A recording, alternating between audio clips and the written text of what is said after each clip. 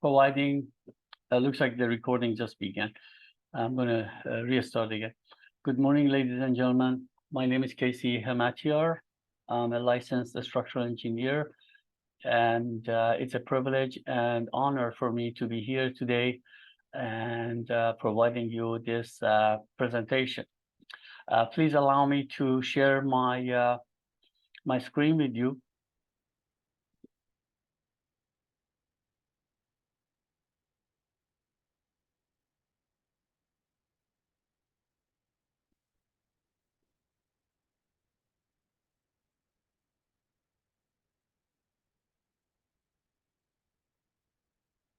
Okay.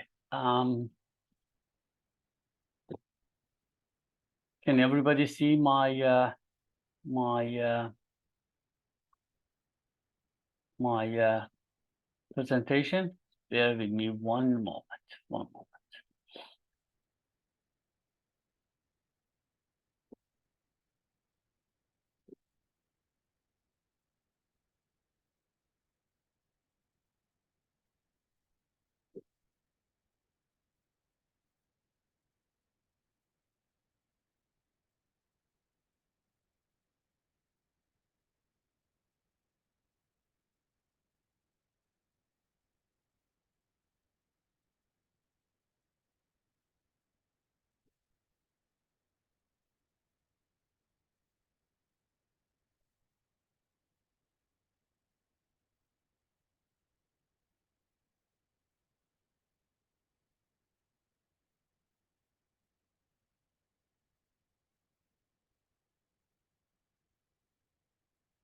Okay, I'm going to share.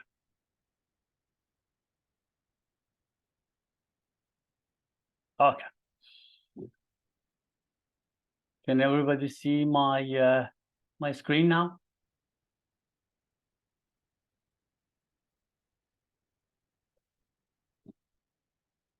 Okay, good.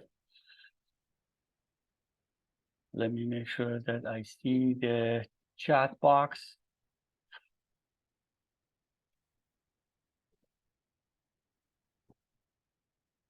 Okay, good. So it appears that everybody can see and hear me and view the presentation slide. Okay, so today our presentation is going to be consisting of about 52 slides, and we're covering the presentation topic: how to analyze common construction defects and failures.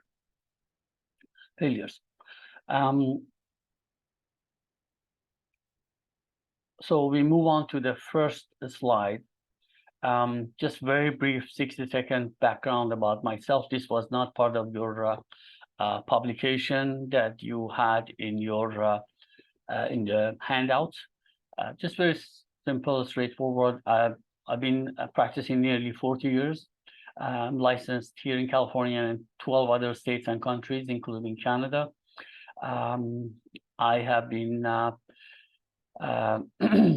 responsible for projects from all a wide spectrum, from NASA to hospitals, to universities, schools, and so forth, and being retained as expert by United States governments and many local governments, as well as law firms and so forth, and have been interviewed by history channels on some historical structures and so forth. So this is just a brief description about my background. And I've been providing webinars and presentations as a part of continuing educations for structural engineers, architects, and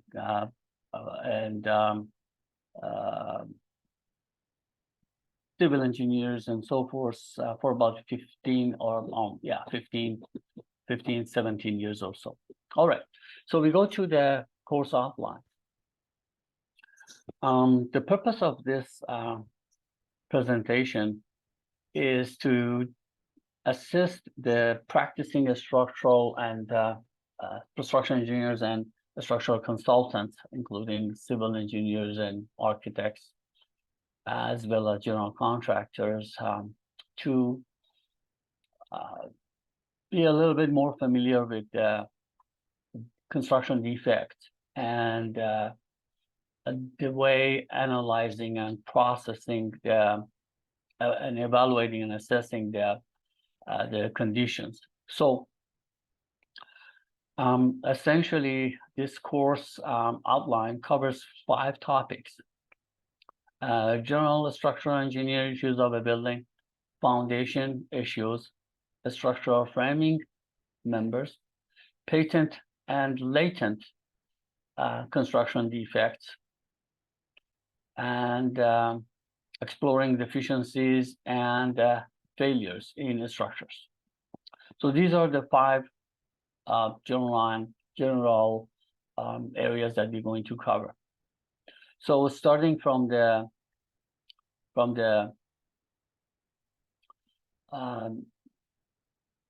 first item, in general, when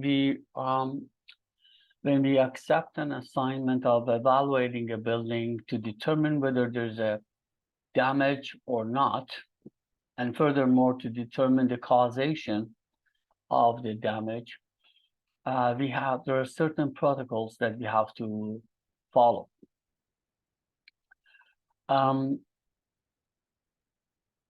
Generally speaking, whether a building is a small or large, when I say large, I've investigated buildings over 110,000 square feet, and buildings, tall buildings, large buildings in both vertical and horizontal aspect. Some of the instruments that we use include manometer to verify the floor elevation differences. The floor elevation differences generally tells us about the levelness of a building, and when a building levelness is determined, how level the building is, then we can perform next steps in order to verify the condition of the building in terms of damage. Then we are going to be looking for evidence of cracks or distress on exterior, interior, and wall and ceiling finishes. Misaligned and sticky doors. Misaligned and sticking doors, as well as slanted floors, for example. I've had medical buildings over 80,000 square foot, 7-8 story buildings on concrete concrete podium, and 2 3 levels concrete, the rest of them is steel structure. I've had buildings like that I investigated in Northern California. Believe it or not, 5 inches of floor elevation difference on the concrete podium level, 5 inches, 5.5 inches. The spans of the concrete, the slab, 2-way slab, was approximately about 30 feet orthogonal. And you can imagine how it can translate to the floors above, where the steel structure framing is supported on those concrete slabs. So, and also I've had a case where it was a 9-story building, about 4 and then the rest wood frame podium, wood frame structure. The 4-story, 5-story on the top wood frame, a 4-story below, approximately. The 4-story below, there were underground parkings and above ground residential unit, and then the rest. That building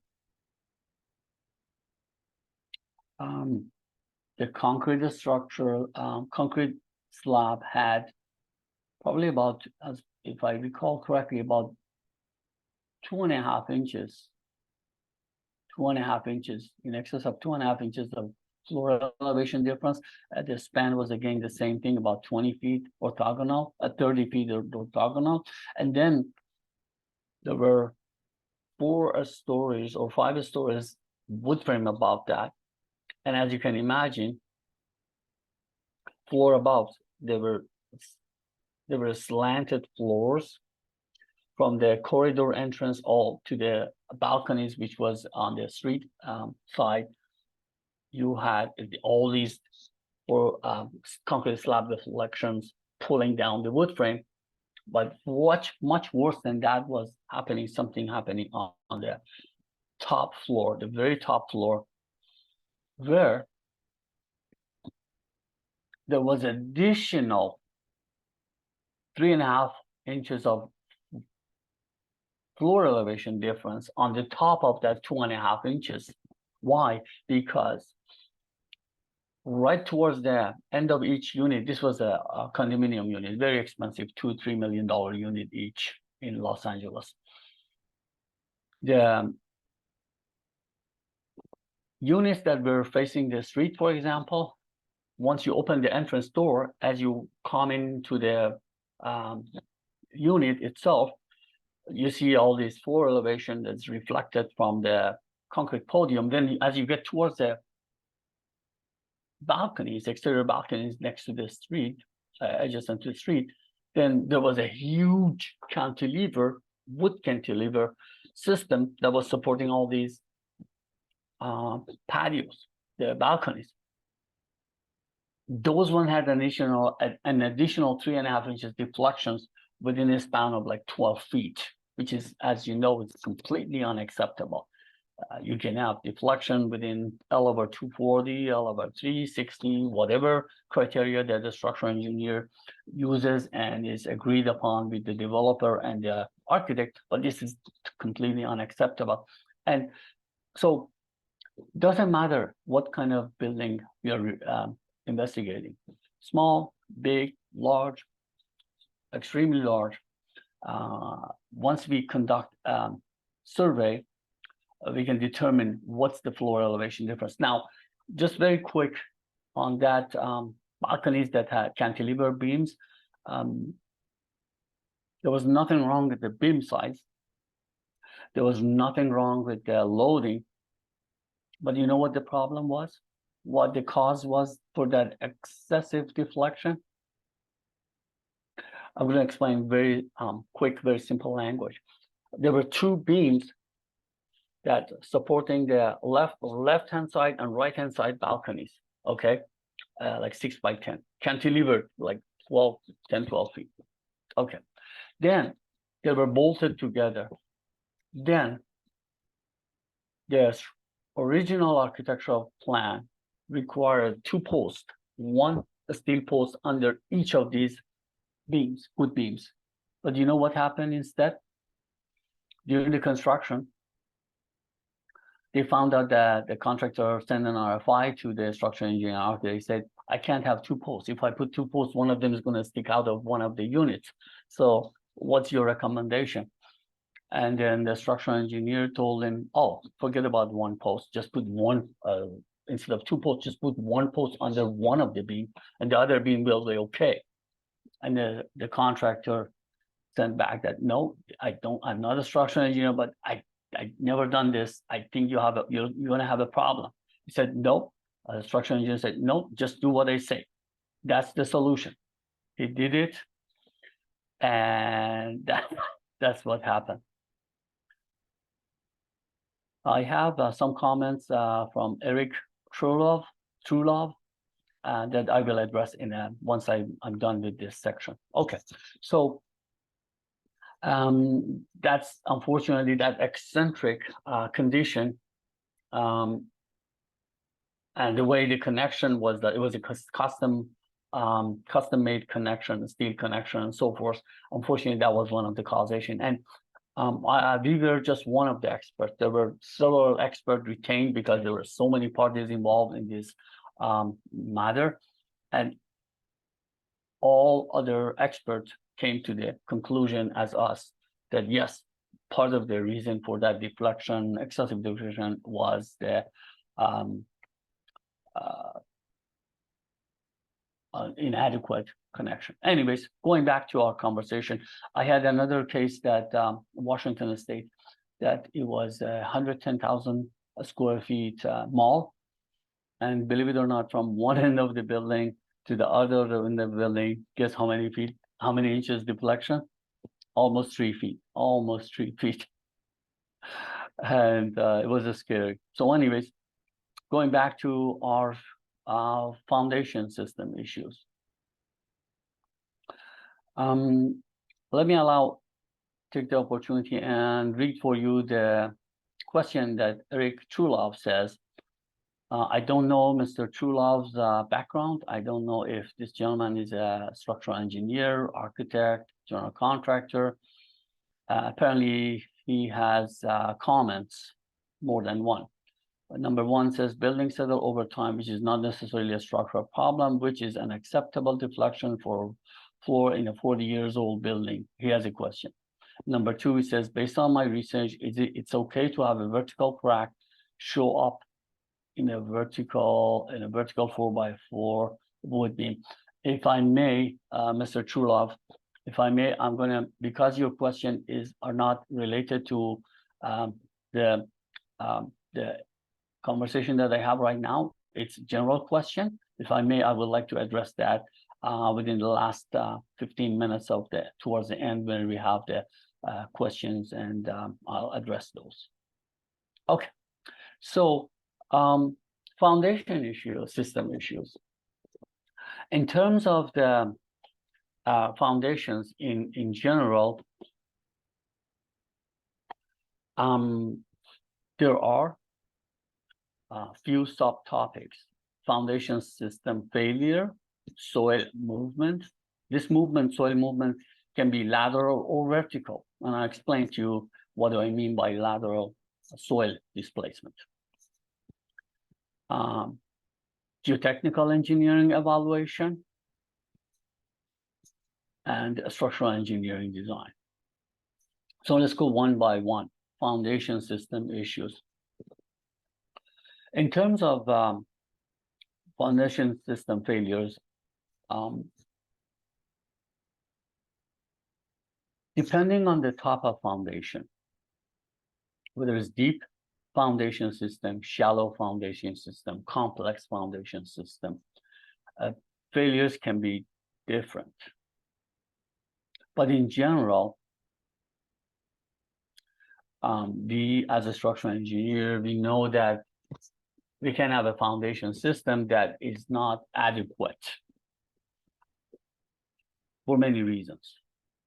Let's say we design a foundation system, and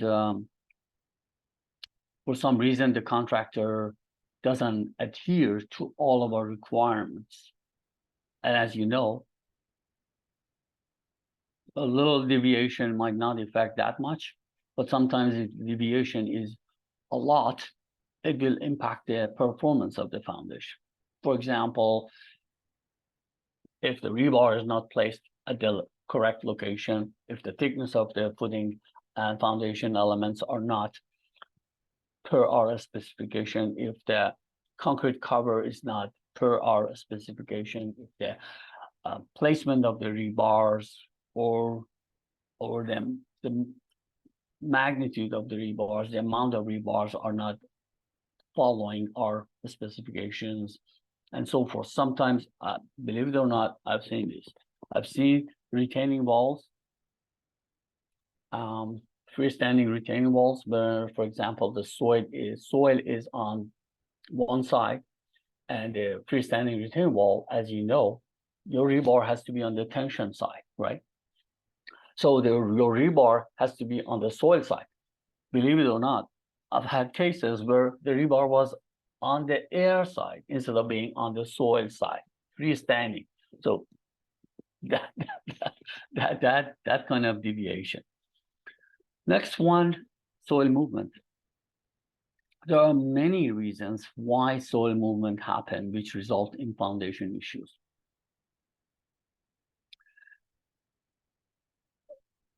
As we all know,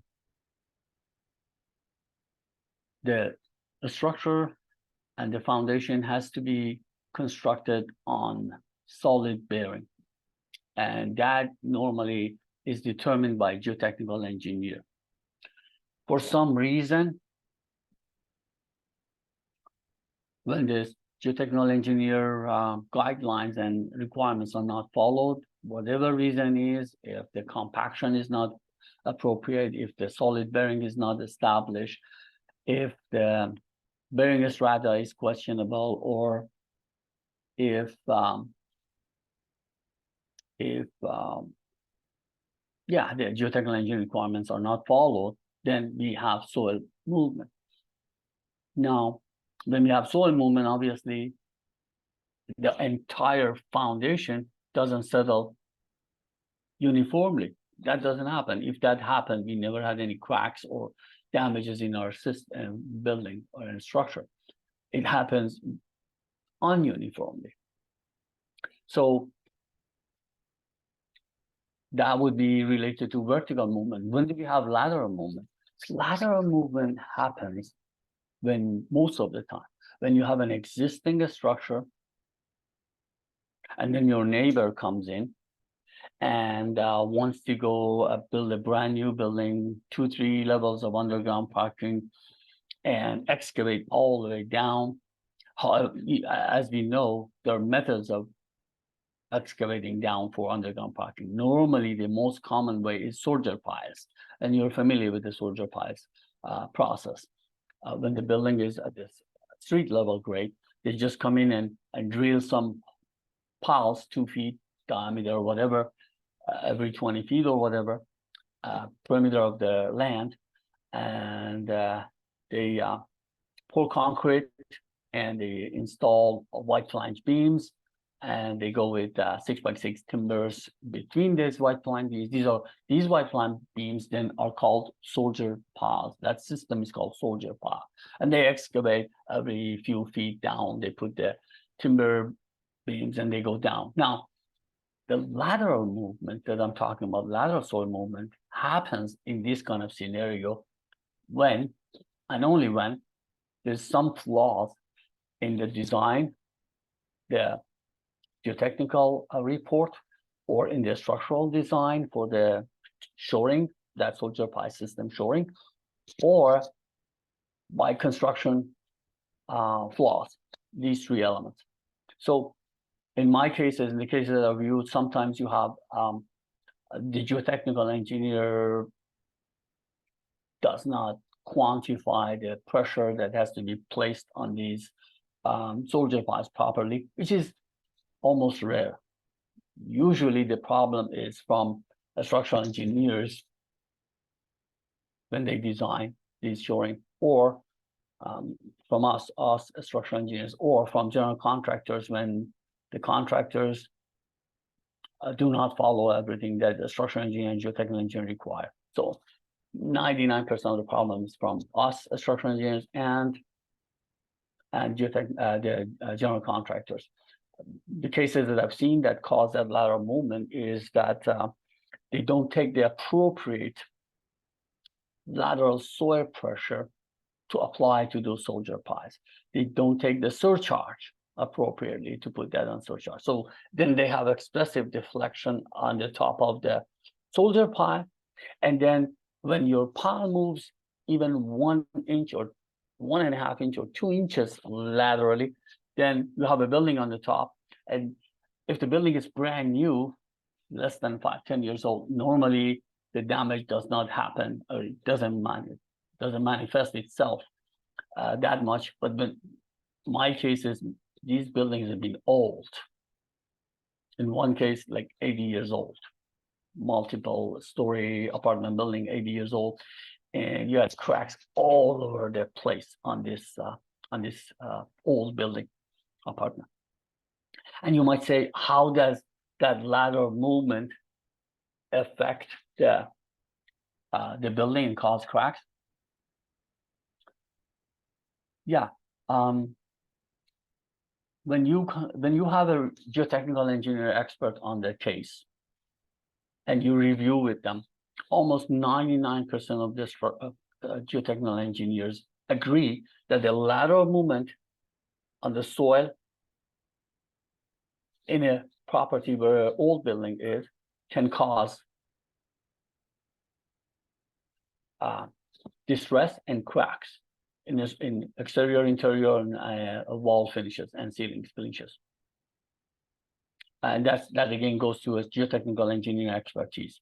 And all the cases that I had, that was the issue. That this lateral movement. Now, doesn't mean that width, the influence width is like infinity. No, usually it's equivalent to the depth of that excavation. If you have 30 feet excavation, usually the damage is within that, limited to 30 feet in horizontal dimension from that property line. Again, I believe 99% of these excavations are done properly and they don't have problem. Only 1% of them have problem. And usually smart developers, what they do is, in order to make sure that there's no ambiguity in the future, they go and they, with the permission of the neighbor, they put seismometer inside that adjacent building. Why? Because they also want to make sure there's no claim in the future for vibration due to heavy equipment, heavy construction equipment. Because a lot of these old buildings, when there's pile driving activities, there's construction activities, heavy construction work in the neighborhood, right in the next property, they can adversely impact the condition of the old building, especially the finishes. Please keep in mind, when lateral soil movement occurs, you might not have any floor elevation differences. You might not have any vertical settlement, but you may have cracks on your wall finishes.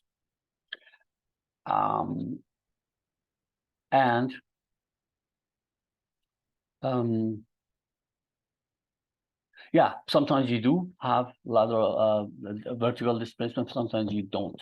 It all depends on the circumstances. In general, when you have vertical soil movement, you have all kind of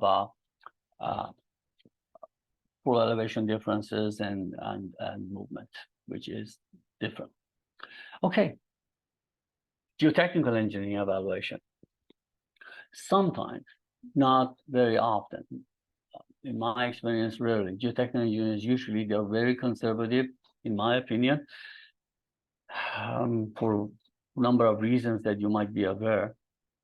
And usually their evaluation reports for a foundation system for a new building or major remodel, usually they're good.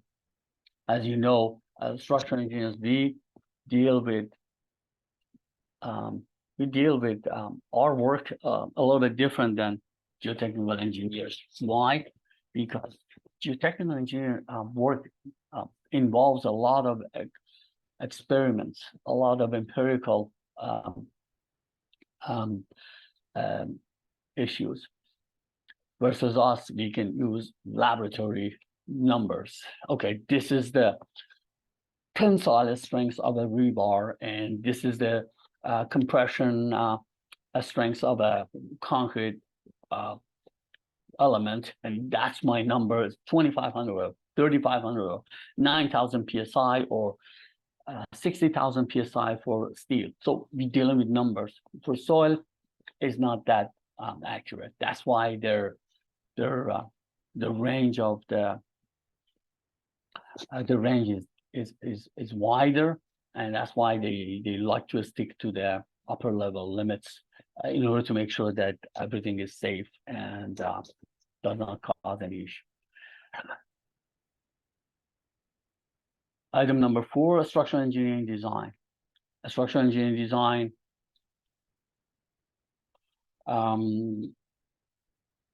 Sometimes, as I said, it can be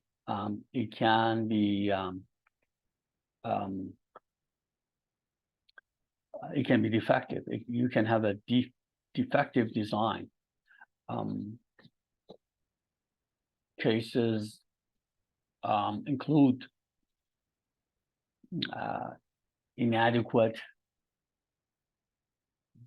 thickness of the concrete foundation element. For example, you can have a cast in place slab on grade foundation system, or you can have a post tension slab on grade foundation system. Sometimes these are a little bit delicate in terms of the components of that foundation system, and it results in excessive settlement. Now, what is the excessive settlement? What is the appropriate settlement? It all depends. There's not one rule fits all.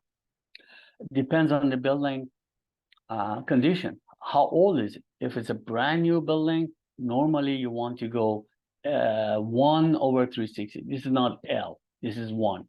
And I explained to you why is 1. And this item, last item that my cursor is on. So newer structure, meaning less than 10, 12 years old, usually you have to have a distortion angle of 1/360. What is distortion angle? Distortion angle or angular distortion. What is it? It's a ratio of 1. For example, you convert it to in such a manner that you get 1 on the top, and then you put your 240 depending on the age of the building on the bottom. So let's say you have 10 feet horizontal distance in one section of the building. At 10 feet, you convert it to inches, it becomes 120. It becomes 120, and you have to, and then you have in 10 feet, you have 3/4 inch floor elevation difference. Okay, you put 120 inches here in the bottom, and then on the top, you put 0.75. Now, you need to convert that 0.75 to become 1. Once you do that, then you have to multiply the bottom, the same value that did on the top, in order to come up with a value that is 1 on the top and a number on the bottom. Let's say in this case, for example, I don't have a calculator in front of me, but let's say you multiply that. Let me just use my cell phone as a calculator. So you have 0.75 on the top, then you have to multiply the bottom at 1.333. So 10 feet, that would be 120. So it comes to 159. So in this case, the example that I give you, you have 3/4 inch floor elevation difference within a horizontal span of distance of 10 feet. That equates to 1/160. Okay, now, what does that tell us? It tells us that 160 is less than 240 criteria that we use for older structures.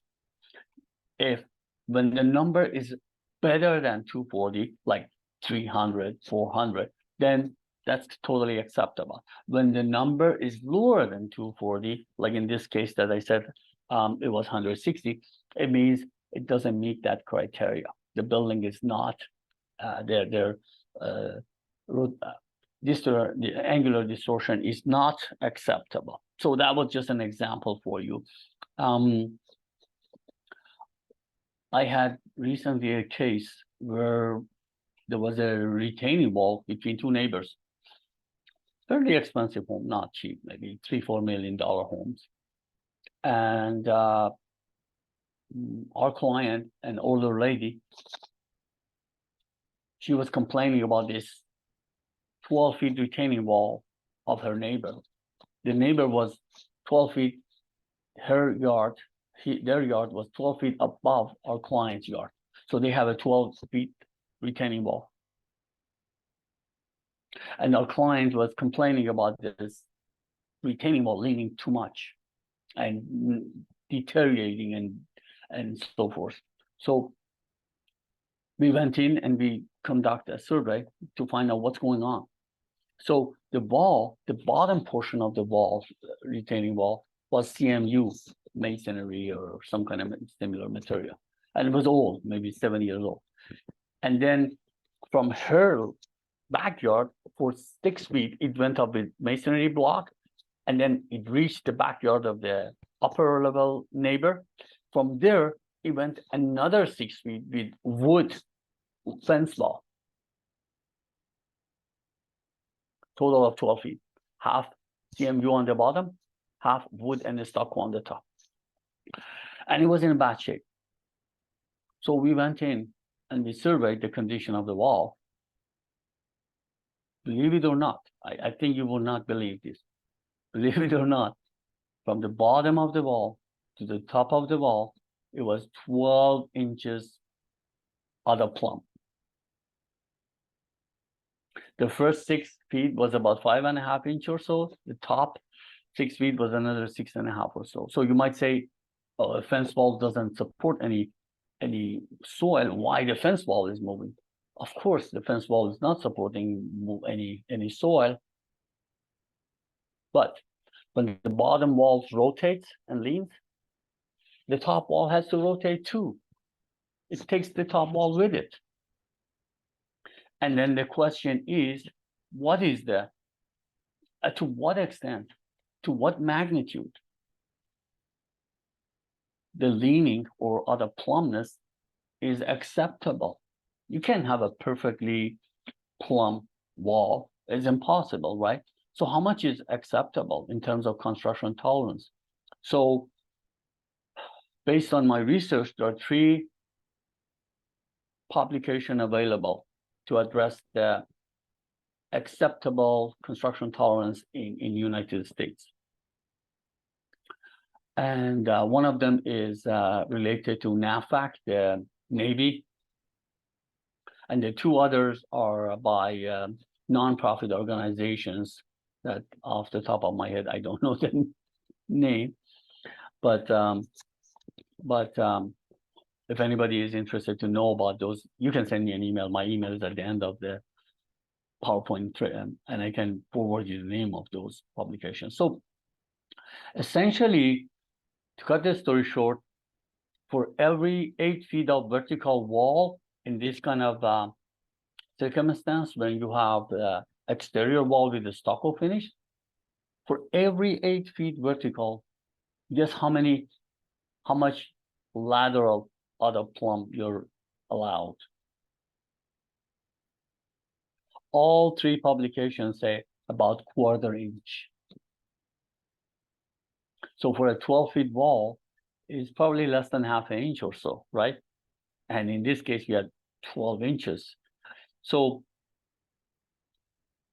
I was talking about horizontal tolerances, construction tolerance, and the criteria, and I just added the vertical to you. It's not in this material that you're looking at this slide, but I just added that for you, so you have some kind of idea, because a lot of cases, when you evaluate and analyze, you see these walls that are out of plumb, but you need to make a reference to a certain standard. What is acceptable? What is not acceptable? And if it's 1/2 inch in 8 feet wall, you can say, okay, it's only twice as what is acceptable as standard. But once it goes like 12 inches versus 1/2 inch, that's almost 24 times, right? Then obviously something is wrong, and the safety of that wall is questionable. It's questionable because our client, the resident of that building, they live right below that. They go to their backyard to have some tea or something. God knows this wall, and the deterioration and everything. It's just not safe. So just wanted to share that with you here. Okay, next slide. Foundation slab failures. So we go more in depth now. I'm giving you an example of post-tension foundation system. You're familiar with this type of foundation system. Normally,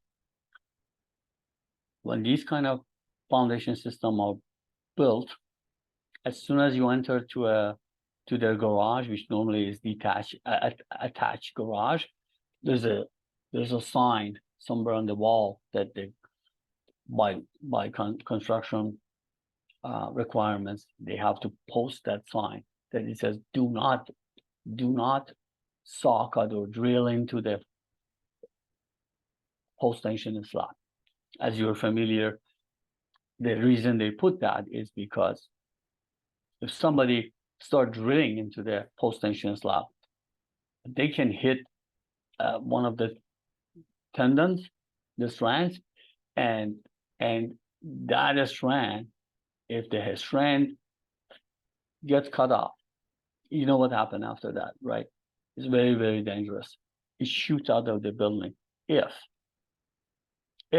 it's embedded, buried under the soil, it might not shoot out, but if it's exposed for some reason, it can shoot out, and it's very, very dangerous. It can kill people, God forbid. And I've seen an example of that. So that's one of the reasons. Number two, at the least, it impacts the structural integrity of that post-tension slab. So let's go to our topic. When there's a defective post-tension slab, whether it's by geotechnical report flaw or structural or contractor, it can cause excessive deflection. And normally, as you know, post-tension slabs are normally they are used slab on grade. I mean, that's when I say post-tension slab, I mean foundation system, which is post-tension slab on grade, different than elevated structural post-tension slabs. Those are different categories. Those are we're not talking about them. We're talking about post-tension slab on grade. Normally, when you have expansive soils, you have to resort to post-tension slab. Other choices would be deep pile foundation system. We cannot put shallow foundation system on expansive soil because in the winter, in the summer, soil characteristic and movement moves the building up and down and can cause lots of problems. So edge heave, that's a terminology, can occur when you have a defective post-tension slab on grade. Let's go to the next slide. This slide, so we were looking at this slide, now we are looking at the next slide. So here on the exterior, this is just an illustration. On the exterior, on the left and on the right,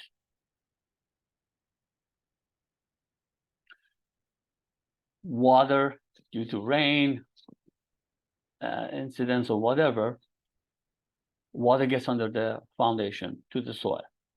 And then soil expands. Once soil expands, it lifts up the foundation. And once it lifts up the foundation, the center and the middle, you don't have the moisture reach there yet. So if the moisture came in there uniformly everywhere, then the whole building move up 2 inches, 3 inches, and then in the summer goes down. But unfortunately, that doesn't happen. The exterior of the building absorb water first, and then causes this kind of issue, which we call it edge heave. That's the terminology here. This is one of the cases that we had. It was a multiple homes in the development in Central California happened. And as you can see, I don't know if you can see from the slide, you see the spacing between the ceiling and the walls, the vertical walls, because the exterior walls went up. When they go up, look, the trusses, the roof trusses stay straight, but the walls, due to the distortion, the walls go down, and that's why we have this this condition here.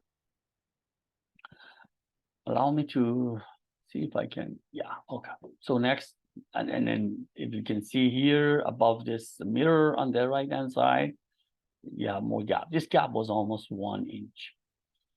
And then this is another picture from the same building with the slab, defective slab on grade. On this top left picture, you see that big void. Apparently contractor tried to come and patch it, but it continued again. Here in the middle top picture, here in the top right picture, the window is cracked, the glazing is cracked. You see that diagonal crack? Then the bottom left corner, you have a diagonal, almost a diagonal crack above the window opening. You see that? And this bottom middle picture is a crack meter for this image on the left bottom that shows about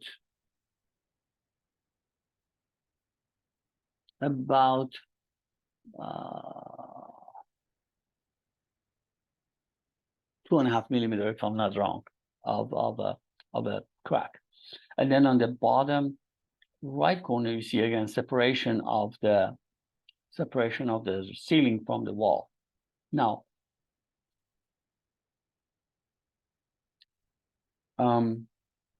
soil movement. So let's go foundation and then soil movement. Soil movement, I have to go back and forth a few slides to make sure that we're on the right topic. Okay, soil movement. This is just general, not general topic. It's not limited to post-tension slab on grade. It applies to any foundation system. The same issue, the expansive soil and the water intrusion, the rainstorm events on the perimeter. And what happened is when the water around the perimeter dries out, then the middle section starts moving because at that time the soil is still wet in the middle, relatively wet. And then they start going up, the perimeter start going down because they dry out, and you have this phenomenon that you can see is a swelling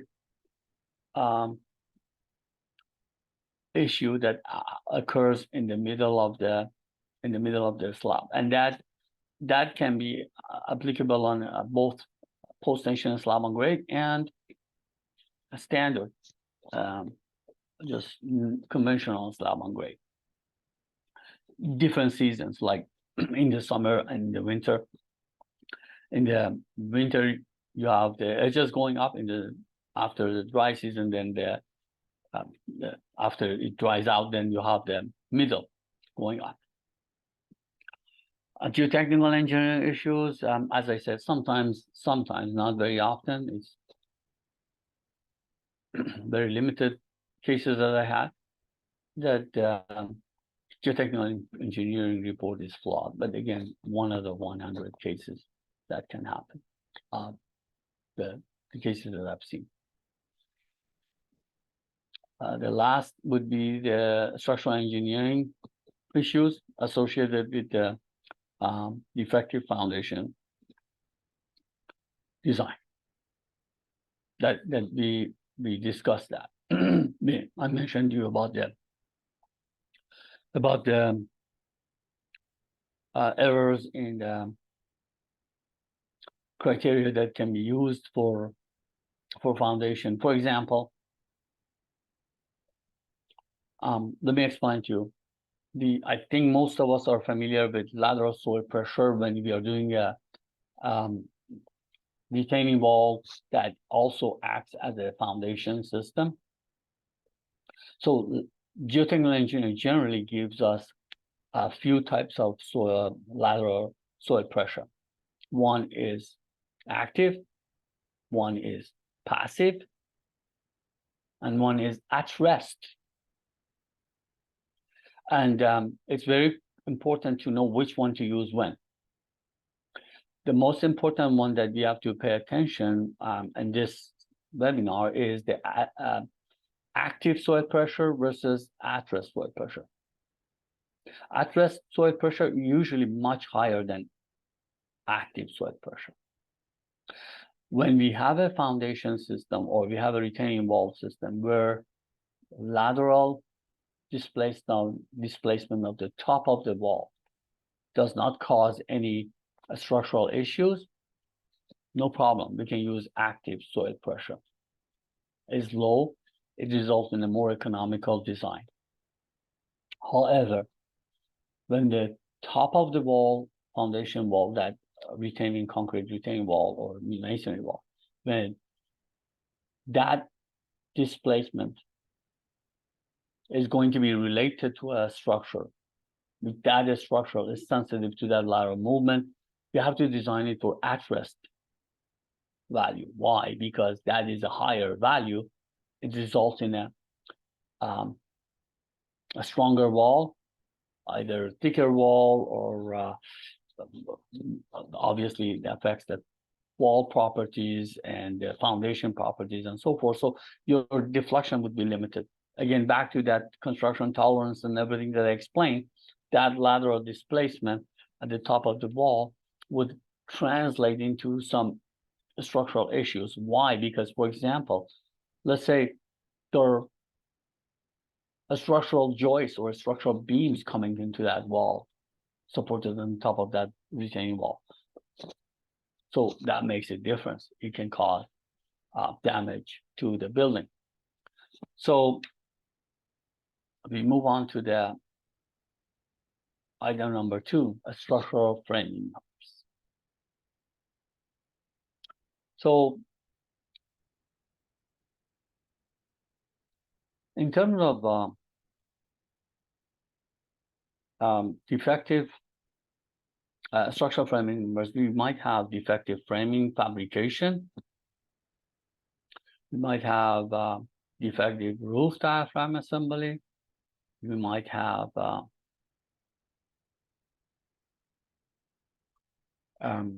impact of adverse events on our framing members.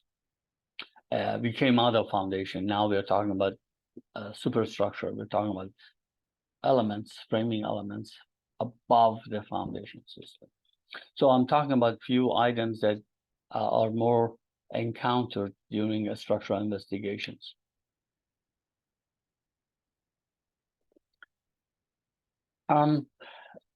Framing fabrication. I've had few cases like that this issue was manifested. It manifested itself. Let me explain to you about one particular case, and then I give you another example, another case. Both of them are steel structure. This case study is a multi-million-dollar lawsuit, a hospital in California. And some of you are not in California, so I just give you a 30-second background about what's going on, why hospitals are so unique in California. Hospitals in California, they don't need any building permit from any city. Instead, they go through a governmental entity, which is called, which is responsible for hospital and critical health buildings, which is at least 6 times more stringent than any jurisdiction you can imagine. They have lots of qualified and experienced structural engineers. They have lots of qualified experienced architects, engineers in different disciplines. You submit to them. Usually it goes at least 6-7 rounds of plan check corrections until they approve. And it can easily take 1 year, easily, versus cities that can take a few weeks. So this hospital, it was a multi-story hospital. Our client was the fabricator, the steel fabricator. He was sued. Why? Because he went in and he fabricated the steel building. I believe it was a 4-story, 5-story. And then the building owner, for some reason, I have no idea why, he did not accept the deputy inspection or that was generally done as a routine. He brought in his own inspectors, of course, qualified inspectors. And then once he brought them, those inspectors proved that the weldings were not done adequately. They inspected, they investigated, they analyzed, they provided a report, certified them, and proved that the weldings were not appropriate, were not adequate. So there was a lawsuit. Our client got sued, the fabricator, and to cut the story short, what happened is our client had a subcontractor. The subcontractor was a welding shop. They welded some of these steel components at the shop. They brought them to the site, and then they erected them, assembled them, and then some of those welds that were done in the shop had problems, and they went up. To cut this story short, the building had to be, believe it or not, brought down to the ground. They cut everything, brought down to the ground, fixed all the welds, reassembled it again. So just an example how a simple process can cause some issues. Before I go to this wood building example, let me give you another example, which was a little bit more serious than the hospital one. This hospital one was, thank God, didn't cause any safety issue, but there's another case that is recently we were retained, and it was in Southern California. The cases are still ongoing, so I'm going to talk general. I don't have permission to talk about the case, which is still under investigation and is still not settled. So there was a fairly large building, maybe let's say 30,000 square foot, steel structure. During the fabrication, not during the fabrication, during the erection,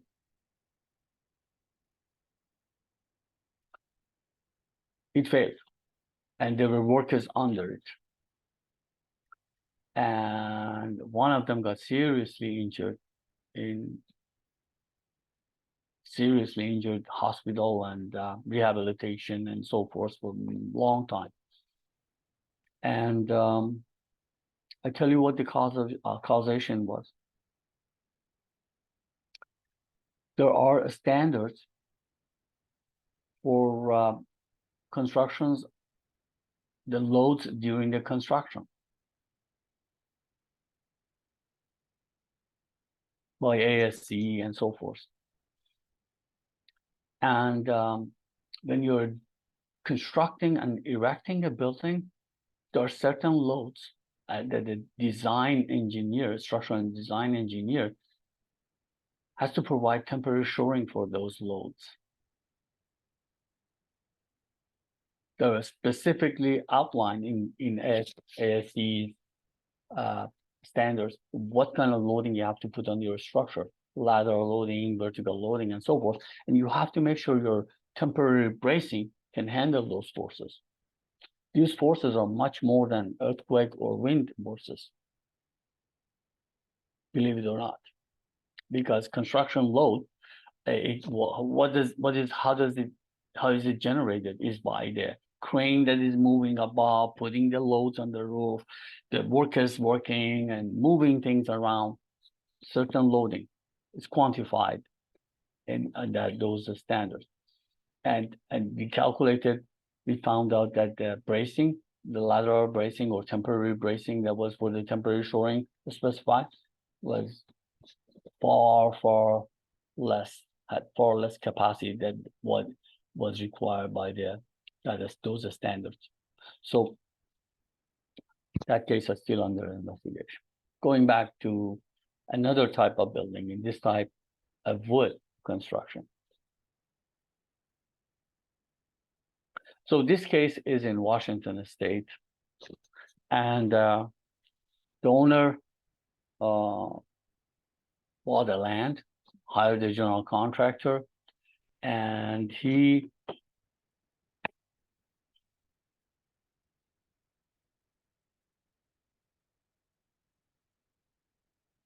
not cheap, but maybe about $1 million or so, but the whole maybe, yeah, the construction also. And then after a few months, one of his guests that was on the front yard approaching the house, he approached our client, the owner of the building, and said, something wrong on your roof. So they came out, and for the first time he paid attention, and he noticed that, yes, the roof is wavy. It's not a straight. They went around the building and they found out that, yes, that is consistent. Almost everywhere they have wavy roofs. So that's why they hired us, in order to find out, is this objective? Is this real? Or is this, how do we quantify it? How can you have a,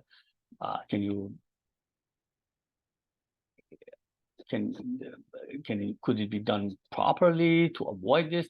So eventually we went there, we went to the attic, we looked at everything, and we found out that, let's go to the next slide. I can show you what's going on. If you see this, this is in the attic. This bigger picture, there's an upper OSB, oriented strand board, and then there's a lower strand board OSB. And the right picture is a magnified or a close up. So at the upper and lower, right now there's no spacing. However, the manufacturer, American Plywood Association, requires a gap, 1/8 of inches space between the OSBs because of expansions and the other phenomena that occur.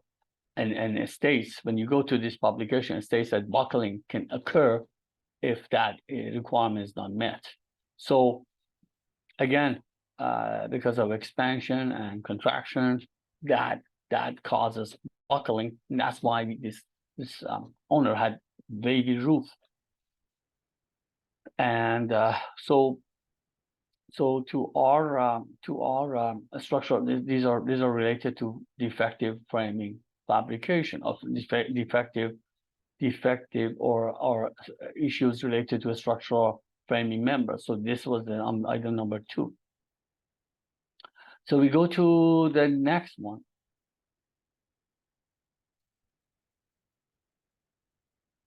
Okay, here, sometimes the buildings that we have to investigate is impacted by fire or excessive heat. And we want to find out how are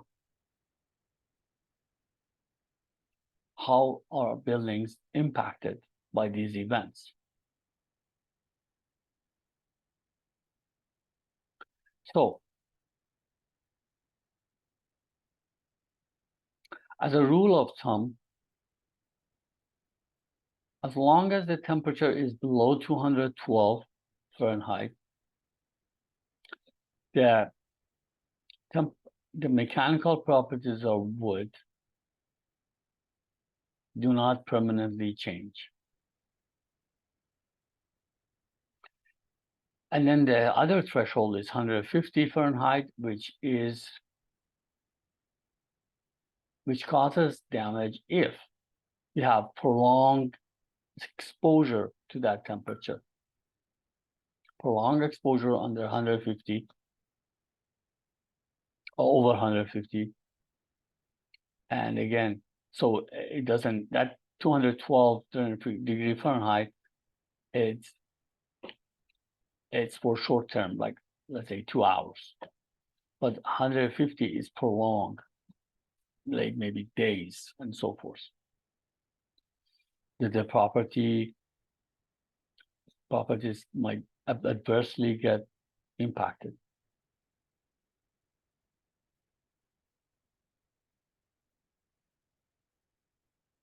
Okay. Now, when we go into a building and we look at this, when it was impacted by a fire, we look at the building. We see 3 possible scenarios.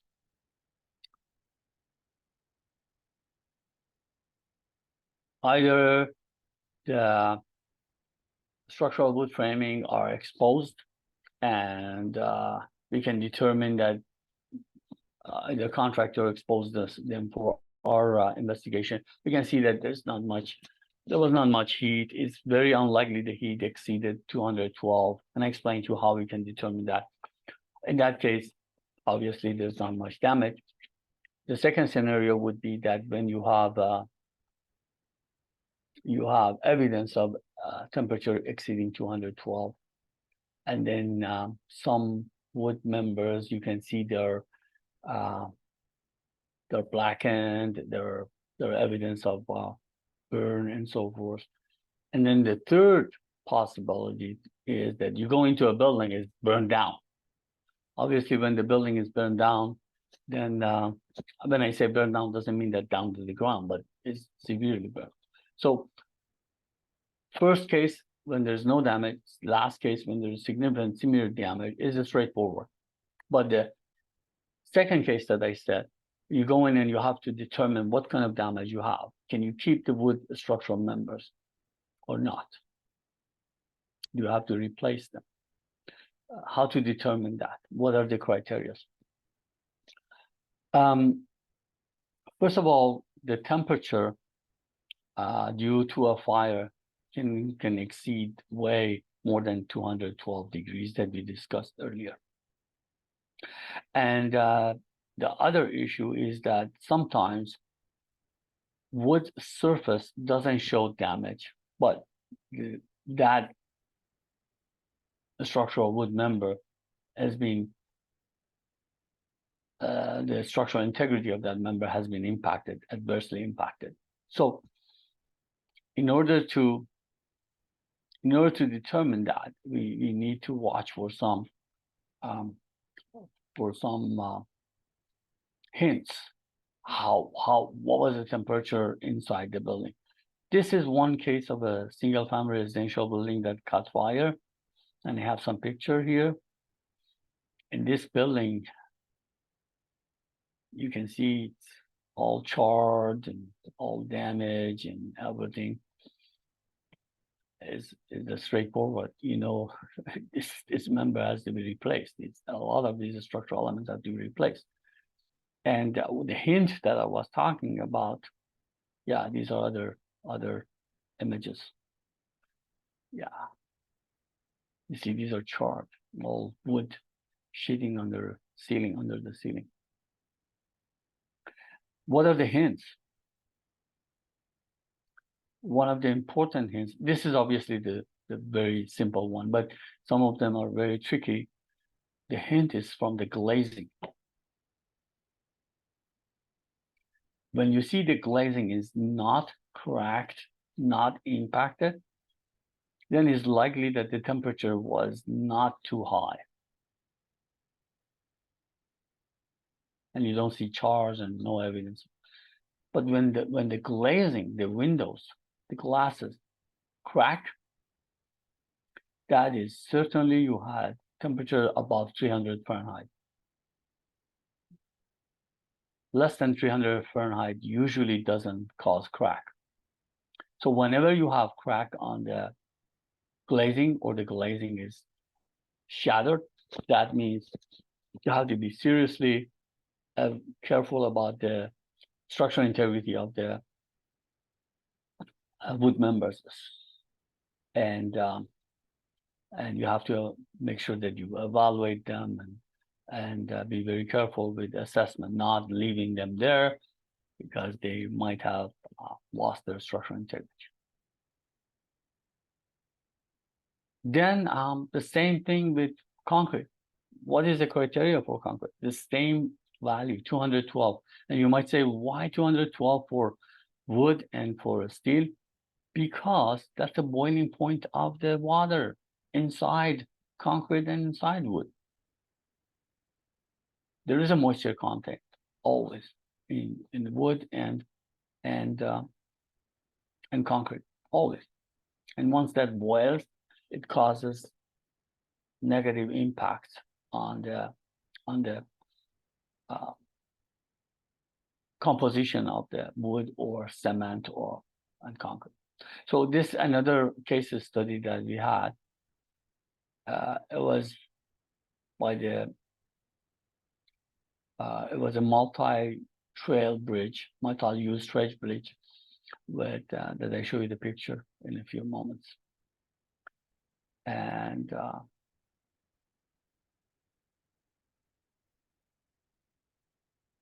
okay, I show you the picture, then I go back to the text. So here's a bird eye view of that bridge. As you can see, two white flanges, steel beams. Is a creek here. The span is probably about 60 feet, and they're big. It's 24 inches, what I recall, deep. And these are the view from the ground. Those was with the drone. So these are the white flanges sitting on the concrete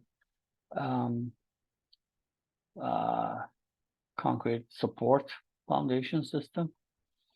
And these are the measurement. This is the Schmidt hammer. I explained to you in a few moments why Schmidt hammer is important. And okay, let's go back to the text. So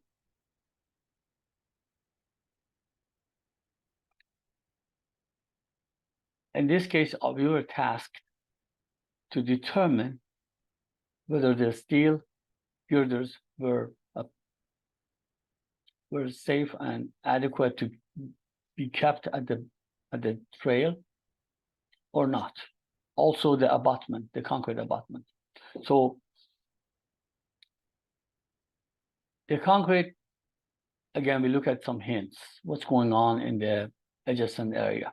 Let's go back to the, okay. Let's look at this picture. Okay, there's a tree right on the bridge. You see that tree on the left image? On the left side of the bridge, there's a tree. And we went there just a few months after the fire incident, wildfire incident. You can see the tree is still there. And I examine the tree. The burn is superficial, it's not deep.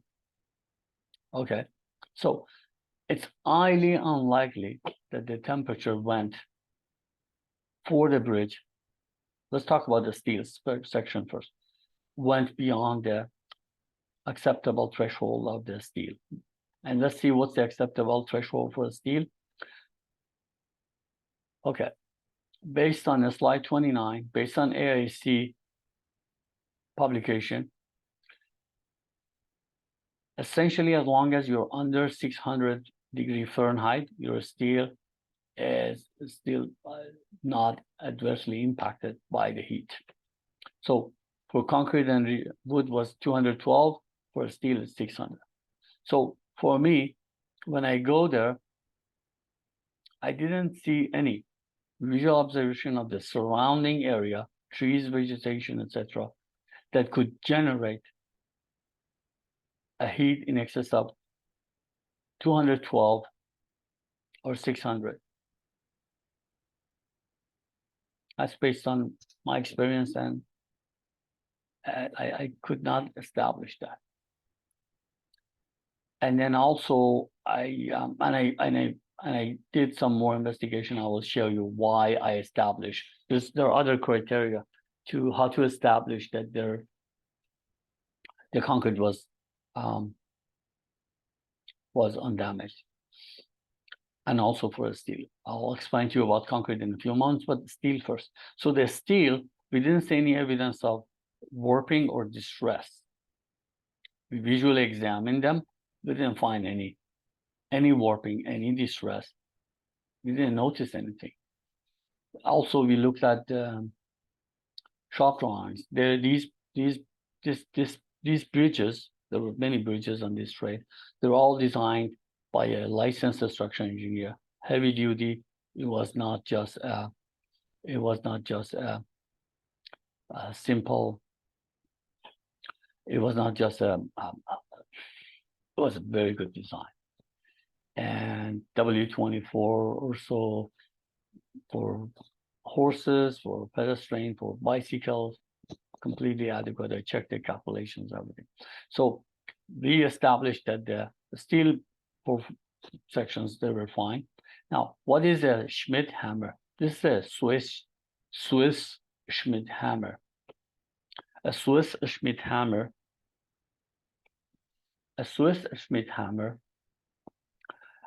essentially is an instrument about $1,200 or so, not too expensive. A Schmidt Swiss hammer is an instrument where you can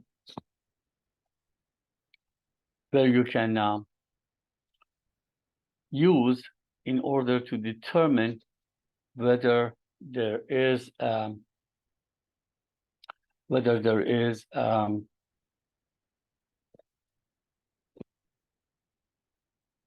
change in the mechanical properties of a concrete elements. Let me explain to you. It's not a laboratory test. It's just a relative strength comparison of the same member. So in this case, we use a Schmidt hammer. We determine that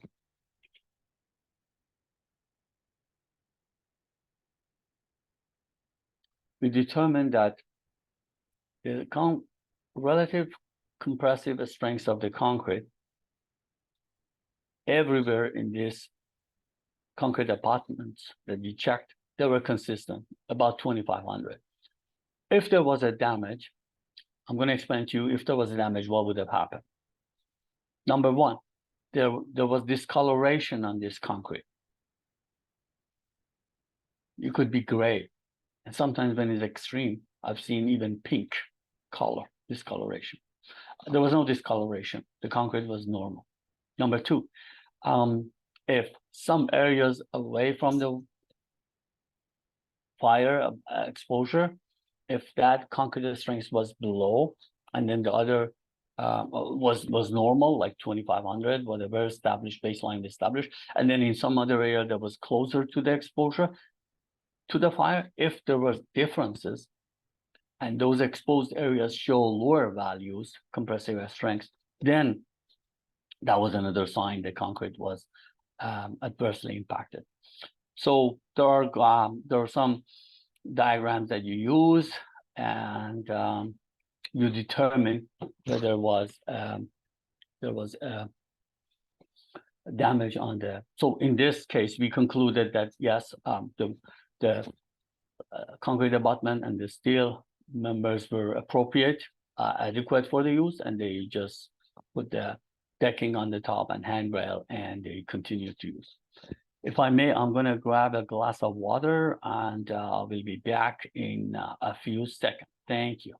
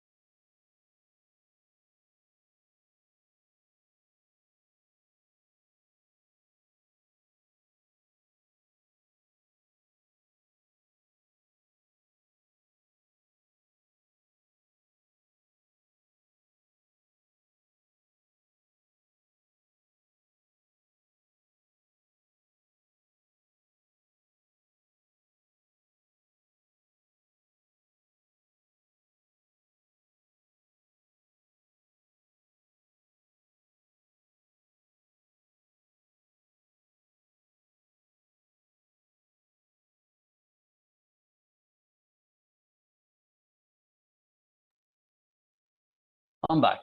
Okay. Thank you very much for waiting. All right, so we're on slide 36, and we have about almost half an hour. Let me check my time. Yeah, almost half an hour to our for our the rest of the presentation. So patent versus latent construction defect. Back in the day, I went to law school for 2 years, 2.5 years or so. But and so I learned a lot of legal terminologies, and I'm a little bit familiar with tort law, contract law, construction law, insurance law, a little bit familiar. But I found out that engineering and science is my real passion. So I quit, and I'm happy that I did. It was enough. 2.5 years was enough. And I can help lawyers, but I don't want to be a lawyer. This is much more fun. I think I can serve my community much more when I'm independent and unbiased, because once you're a lawyer, that's not the case. You have to advocate for the person who pays you. I don't. I'm just independent. I can tell whatever is my scientific conclusion is, whether my clients like it or doesn't like it. I get paid for that, and that makes me happy because I help. Eventually, even a client doesn't like my opinion, is against what he desired initially, I think I'm helping him or her. Why? Because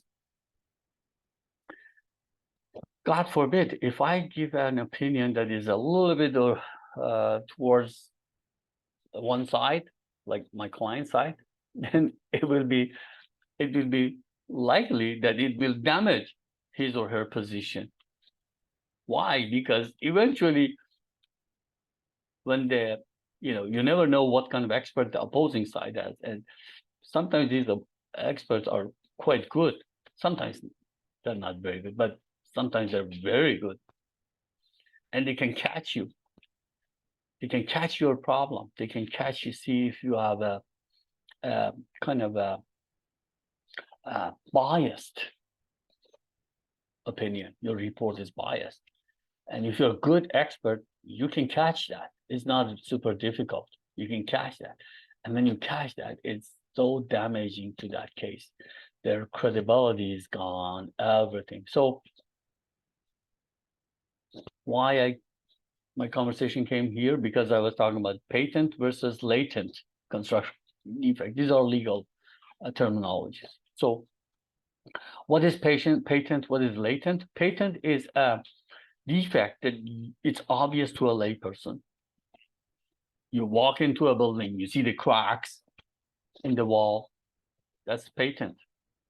But when you walk into a building and the floor distortion angle is worse than 1/240, that's not detected by a layperson. You need a skilled and trained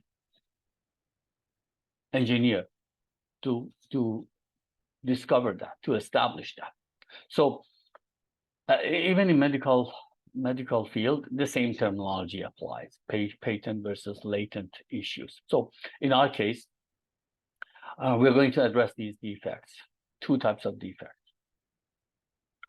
We're going to cover use of undocumented foreign materials, erection fabrication issues, construction sequence, poor workmanship, defective temporary supports.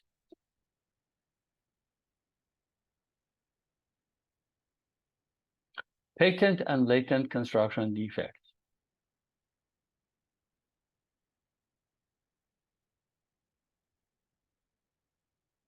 Okay. I'm going to point out something interesting for you here. I think most of you like this that I'm going to say. There are two types of testing in the construction industry, in our field, the structural engineering: destructive non-destructive. Non-destructive testing, very simple, straightforward. You can do vibration monitoring by this fifth item on the left column. Vibration monitor utilizing seismometer, manometer survey, the first one, moisture meter, or infrared cameras to detect moisture behind certain surfaces, Schmidt hammer, GPR, ultrasonic wave measurements, and so forth. These are non-destructive. What is destructive? It's a little bit strange that many lawyers, many general contractors, and many architects, and some structural engineers don't know what is a destructive testing. They think they know, but I explain to you what's going on. Lawyers, architects, general contractors, they think once you remove a piece of wall sheeting or ceiling sheeting and you expose the structural framing, they say that is destructive testing, because they think they just remove the sheeting, they remove the cover, and they destructed that cover. So that's destructive testing. And I see many communication that comes from lawyers or general contractors or architects. They say, oh, this building, they went in, they did the destructive testing and blah, blah, blah. And sometimes it's crucial to establish that it was not a destructive testing. Why? Because when there's a litigation, you cannot do a destructive testing by one side only. Both sides had to be present at the time of that material collection. That's the law. So if one side decides to do a destructive testing, they have to notify the other party. The other party has to notify their engineer expert. Everybody, all the expert attorneys, everybody comes in. And at that time, they start collecting the material to send to the laboratory for destructive testing. So that's why they get confused as soon as, but you're allowed to go just with your own engineer, with your own lawyer, go to your building or the building that is under investigation, with permission, of course, and remove some wall sheeting and finishes to see what's going on with the structural framing element below. That is not a that is not a destructive testing. That's just a structural framing exposure. You can do that. But they get confused. They think you did the destructive testing and say, oh, why you did that and then you violated the blah, blah, blah, blah. So it's important to notice that. Destructive testing comes from its meaning.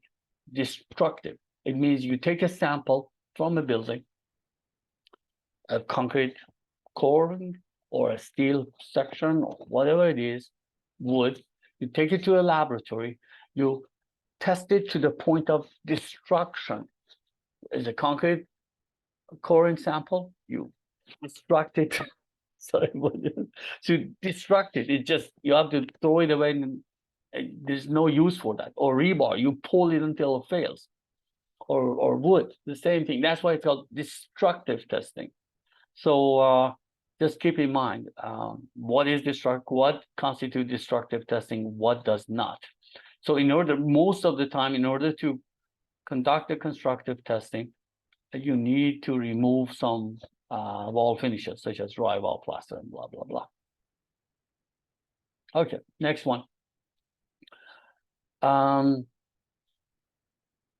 We're still on that topic.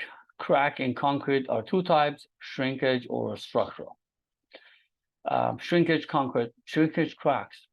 As you may know, I'm sure as a structural engineer, for sure you know, concrete creep and shrinkage starts from the very beginning when the concrete is poured for another 4 or 5 years.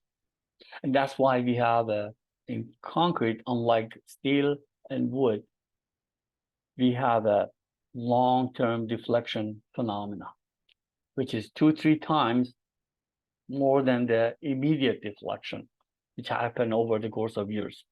And those buildings that I explained to you in the beginning about the 7-story medical building, 9-story condominium building with concrete slabs, those are all long-term deflections. Nobody noticed anything for the first year or so. Nobody noticed. Everything started to manifest after 2 years or so. So that is part of the creak and shrinkage. That's the reason the concrete deflects. Now, shrinkage, usually there are shrinkage cracks. Usually they're very thin. They're very narrow, less than 1/16 of an inch. Very thin. But as soon as you see a crack, it's like 1/4 inch wide. It's not a shrinkage crack.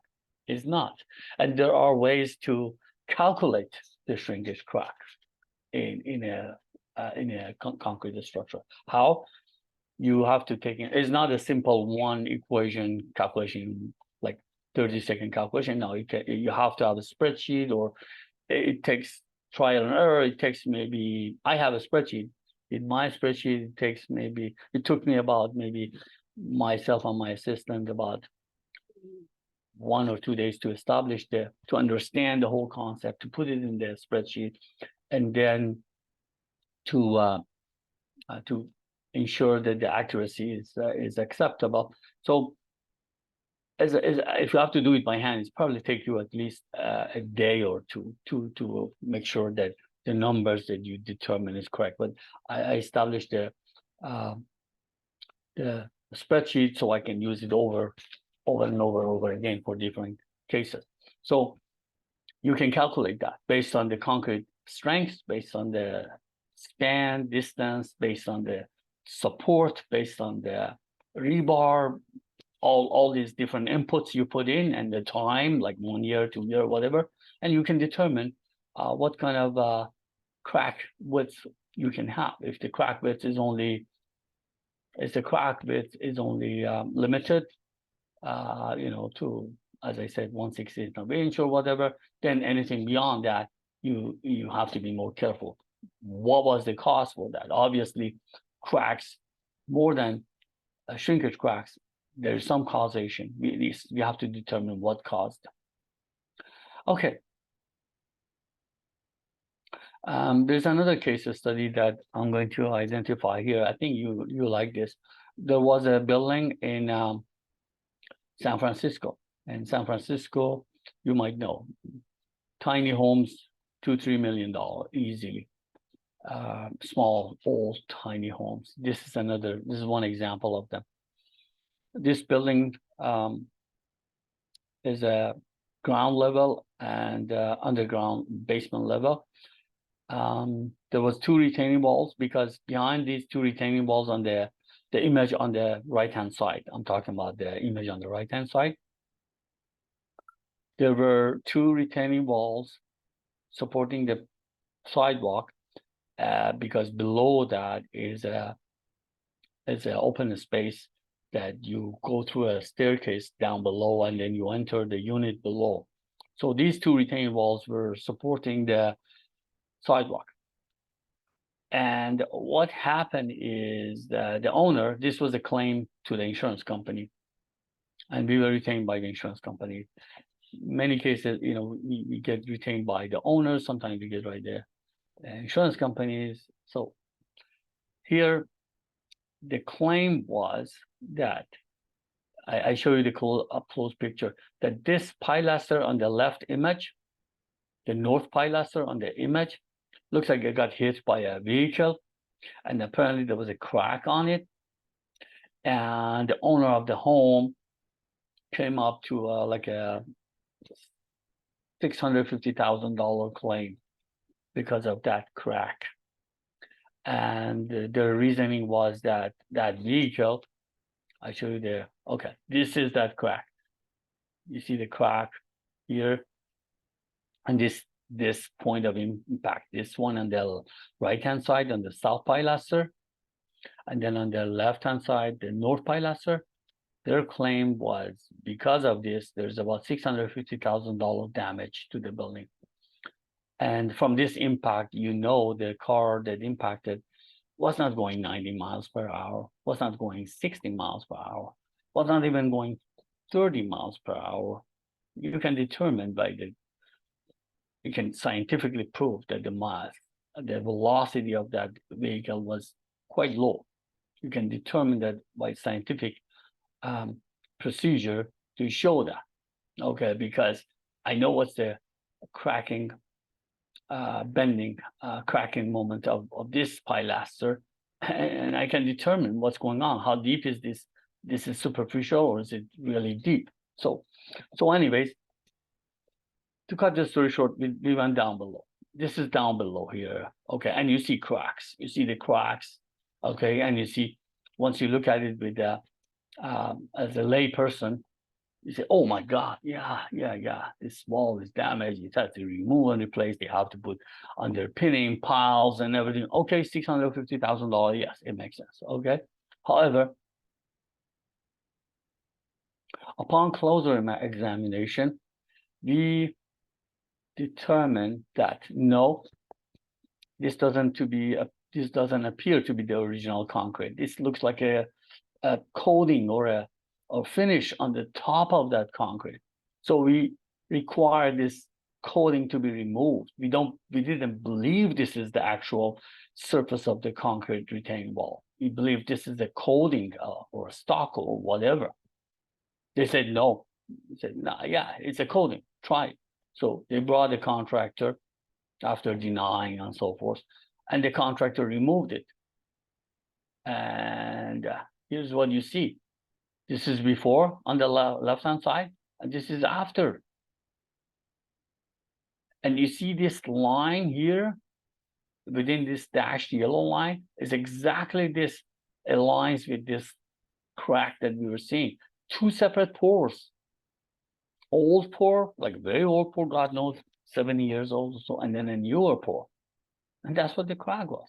So this, who can tell me that vehicle impact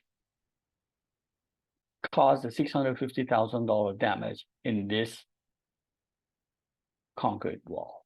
It's not even reinforced. It doesn't even have God knows who performed this, who poured this concrete.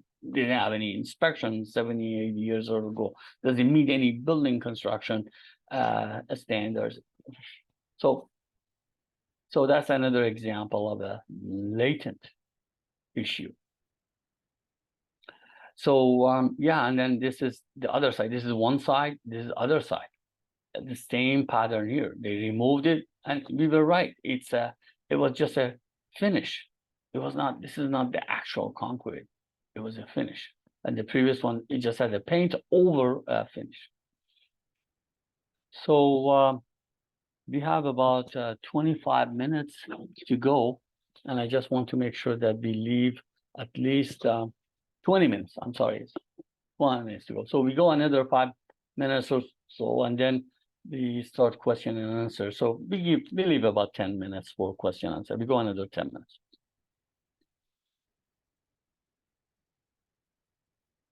Okay. So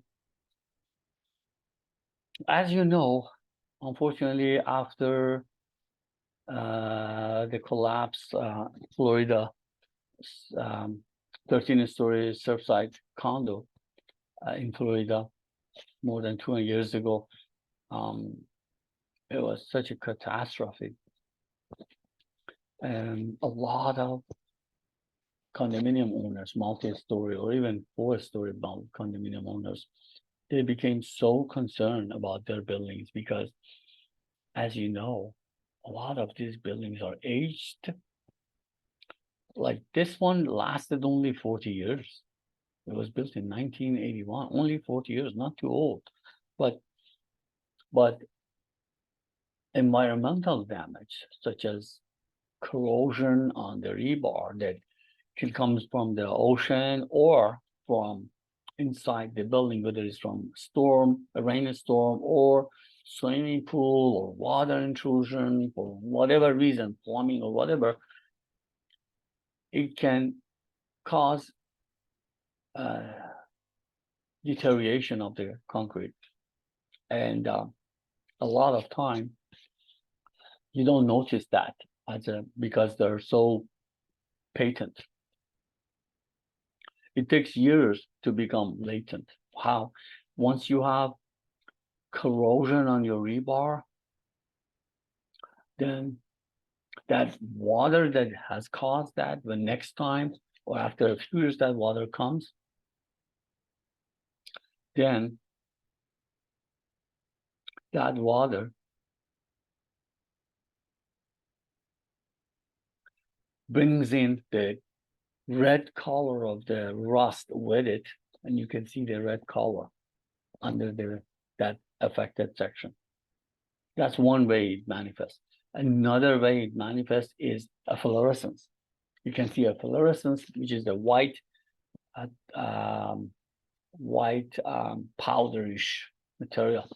You can see under that area, whether it's a vertical concrete member or horizontal. But then when the spalling happens, spalling is a terminology used when a piece of concrete falls, whether it's on a vertical surface or a horizontal surface, like the ceiling. When the spalling happens is because the rebar corrodes and the rust has like 7-8 times more volume. The rust has more, 7-8 times more approximately times volume than the steel itself. It has enormous amount of power, and it pressures and cracks the concrete and then forces the concrete to separate from the rest of the concrete member and fall. By the time cracking occurs or spalling occurs, the damage has been done. Is that rebar is not the same rebar as it was put there at the time of construction. How much damage? God knows. It has to be tested, it has to be verified, it has to be exactly accurately determined, and is it continuing or is it stopped, and so forth. So as you know, there are ways to prevent that, but unfortunately that doesn't happen all the time, and there are damages in a lot of buildings. We live here in Southern California, and a lot of buildings are near ocean. Even within the vicinity of half a mile from ocean, still can impact. So unfortunately, we know this building, unfortunately, it didn't show slow sign of collapse. It was just abrupt. It didn't give anybody any time to escape. And there was a $12 million repair plan to be done, which never started. And unfortunately, all these condominium buildings, they always have these budget problems. They live there.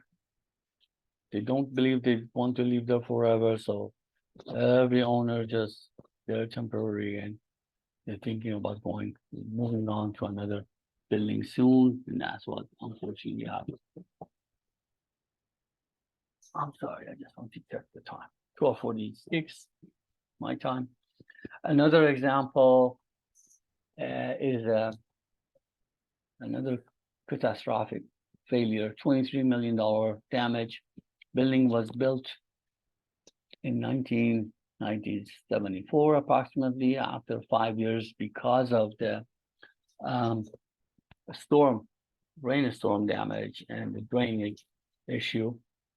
It caused a significant damage. and the problem was with the poor drainage, and it was at least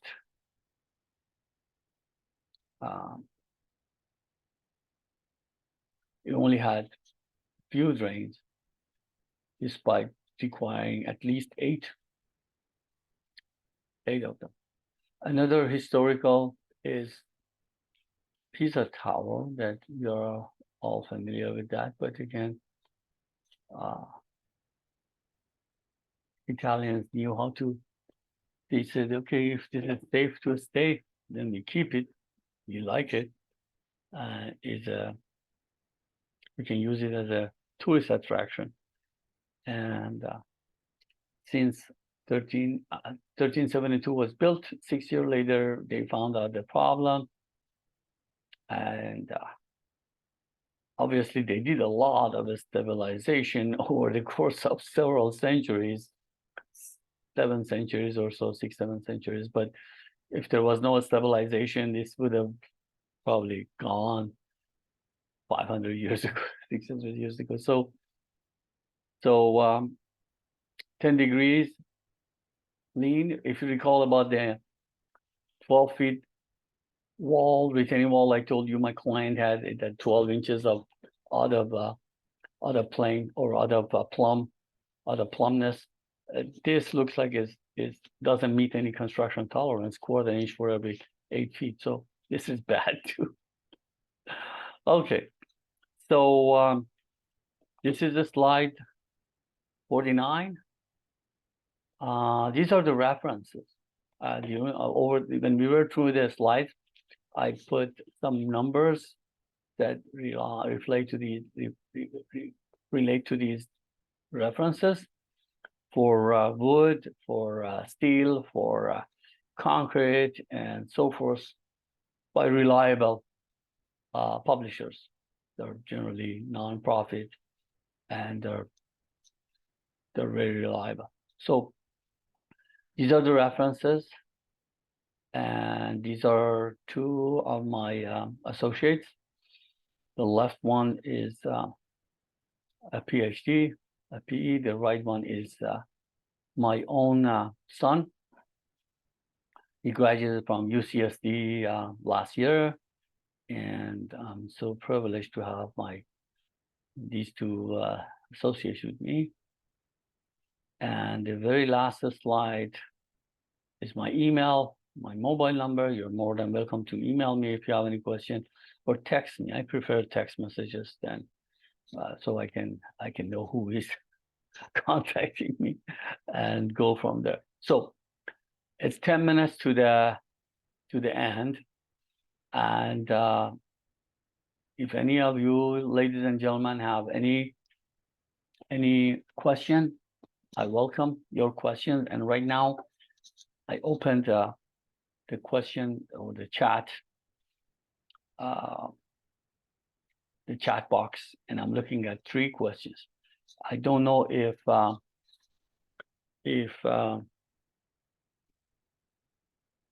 Dr. Ashur,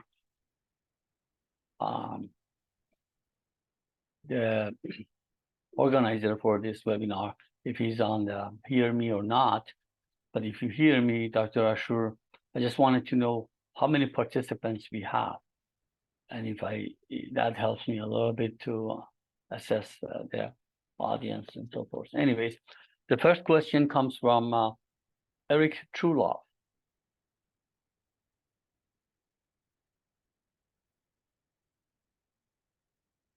Oh, Dr. Ashur just responded to me privately.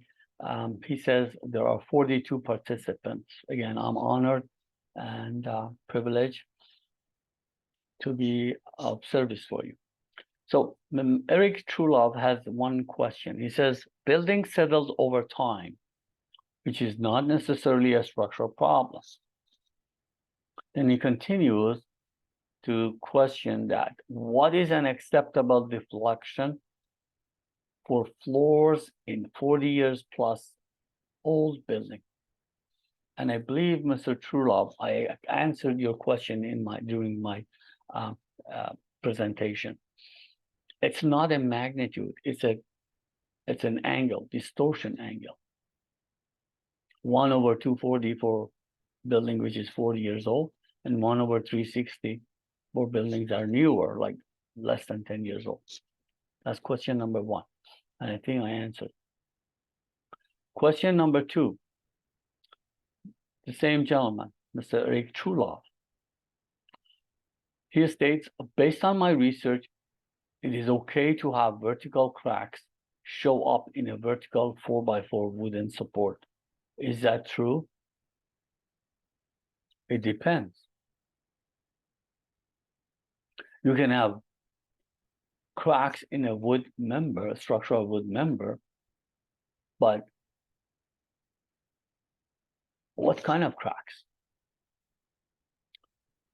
Whether it's vertical, horizontal, or diagonal, doesn't really matter. What is the source of that crack? Is shrinkage the reason?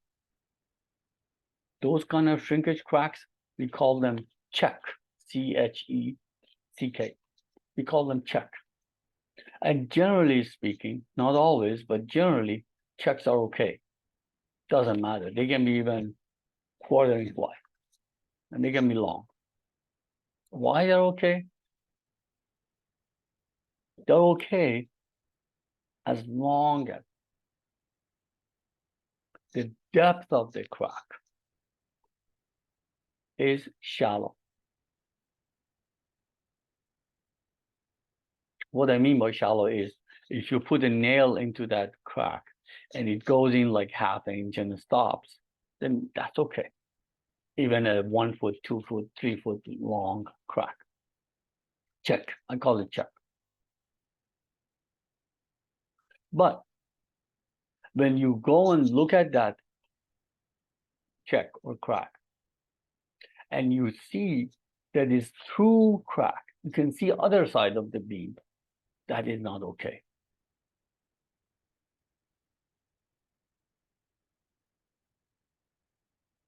So a check is because of the natural process of shrinkage. But a crack is usually due to a structural issues, a damage, external force. So there's a difference between the crack and a check in a wood.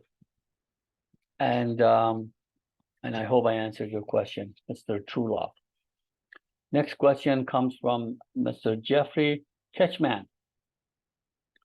Did you say quarter inch on an 8 foot vertically is acceptable? Yes, I did. So it depends what kind of wall. When you go through those publications that I mentioned to you, these are not a 1 page, 2 page, 10 page document. There are several hundred page documentations, or each of them. And when you go through them, it depends what kind of wall, what kind of configuration.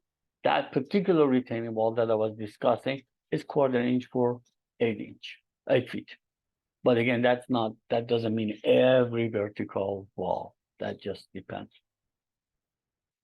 And Mr. Trulov responded that yes, I did address his questions properly. Okay, so we have 5 more minutes to go. And let me see.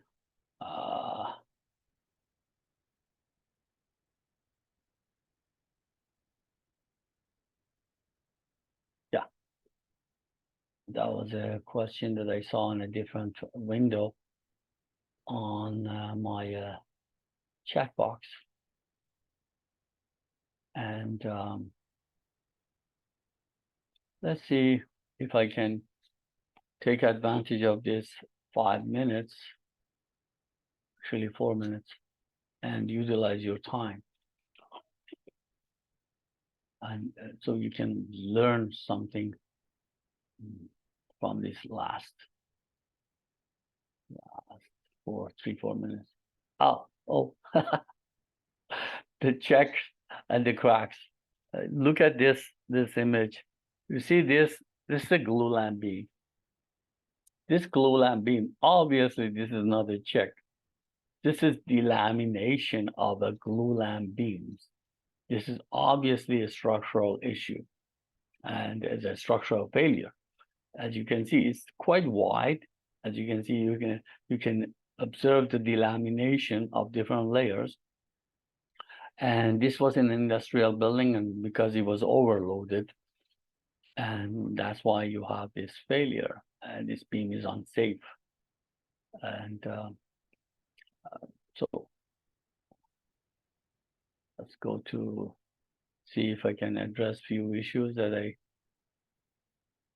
I can help you understand more.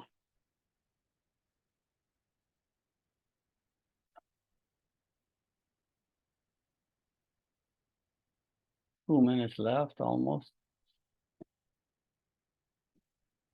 I'm just going through these to see if I can help you with more. Even last 2 minutes, I can find something that I can explain to you.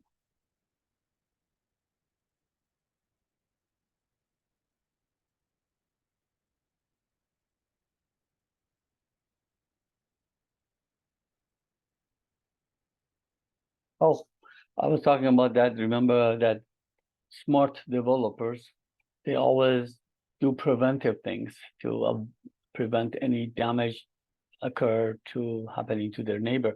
So Caltrans, for example, Caltrans is an organization here in California that is responsible for all freeways and highways. Caltrans, every time, and they have numerous projects, ongoing project all the time, involving pile driving.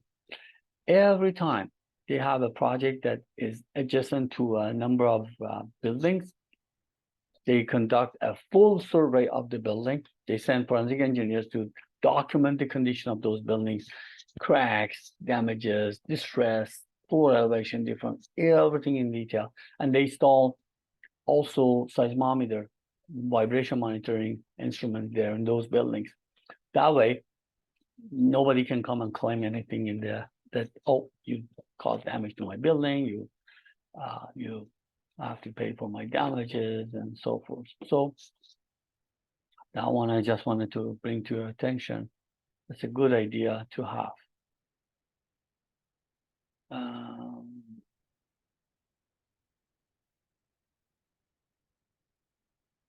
Okay.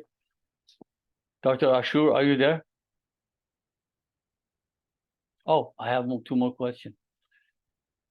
Eric Trulov, is there an easy way to determine if wood is treated even if it's not labeled as such? Yes, of course. Of course you can. The surface of the treated wood is different than regular wood. You can see the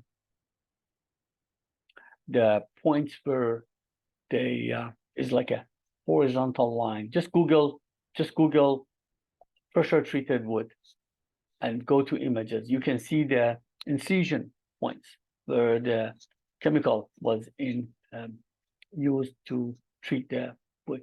You see all those incision points, and there's no way you can miss that. A regular wood doesn't have those incision points. And also the color is different, a little bit green, a little bit dark.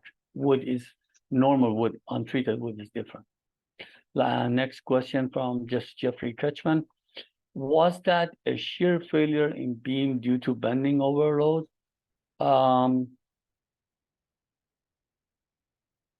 Was that a shear? Oh, the beam that I showed you, the delamination.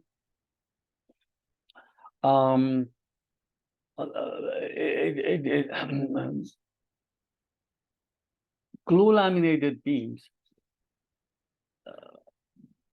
are different than sawn timber beams. Sawn timber beams is one solid beam. Glue laminated beams is they put flat 2x4, 2x6, 2x8, or whatever, and they glue them together. So their failure mechanism is a little bit different. And why they delaminate? Because of getting over stress and normally bending, yeah, normally. But you say shear failure, that shear term that you use, it's different in sawn timber than glue laminated, because you're talking about horizontal shear failure, I believe, right? The vertical shear is different story. All right. Anything else, Dr. Ashur? Are you there, Dr. Ashur?